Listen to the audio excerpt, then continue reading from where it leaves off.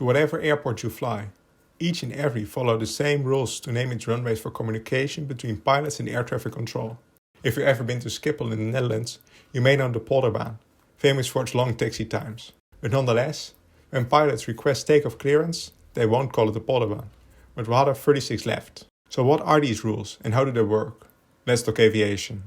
If you enjoyed this video, remember to like and subscribe. This really helps the channel grow and makes it easier for others to find. The details of how runways should be called were agreed upon during the Convention of International Civil Aviation.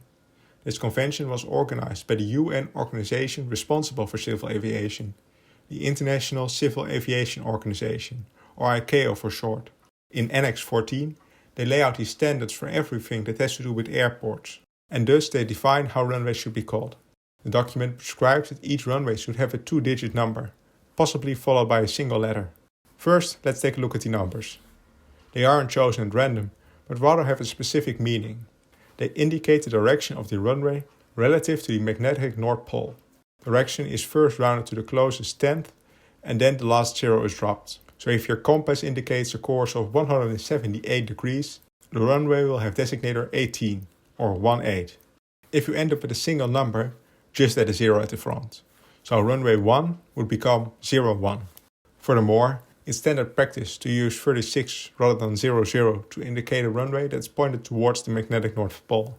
Usually, a runway can be used from both ways, and thus also has 2 designators, one for each direction.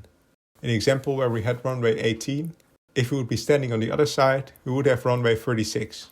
So in general, this runway would be called 1836. You may have noticed that the headings are relative to the magnetic North Pole, and since this North Pole isn't fixed but rather moves around a bit, sometimes airports will need to update their runway designators. For example, back in 2009, Fairbanks International Airport in Alaska had to change its runway designators from 0119 to 0220. Not only close to the North Pole, airports need to update their designators. In 2018, Geneva Airport in Switzerland changed the numbering from 0523 to 0422. So the numbers for the runways make it clear in which direction the pilots need to fly to line up with it. Now, let's move on to the letters. There are 3 options, L, R and C, or left, right and center. They are used when there are parallel runways. For example, if you have 2 parallel north-south runways, one would be 18 left, 36 right, and the other would be 18 right, 36 left. Notice that the runway that is on the left if we fly to the north is on the right if we approach from the other side.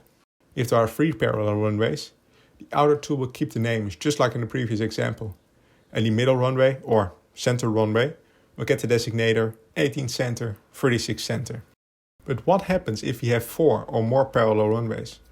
In that scenario, we'll add or subtract one from the runway designators. So in the case where there are 4 parallel north-south runways, we will still use 1836 for 2, but use 1735 or 0119 for the other 2. And of course, we'll add the left and right indicators. The same can be done for 5, 6, 7 or more runways. Now let's have a look at some real-life examples of airports with many runways. First, Atlanta. They have 5 parallel runways, all generally in the east-west direction.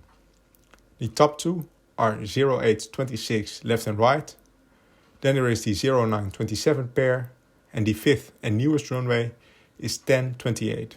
Chicago has even more parallel runways. After an extensive renovation project, they now have 6 east-west runways, 3 0927 and 3 1028. There aren't only rules for the names of runways, but there are 2 for taxiways.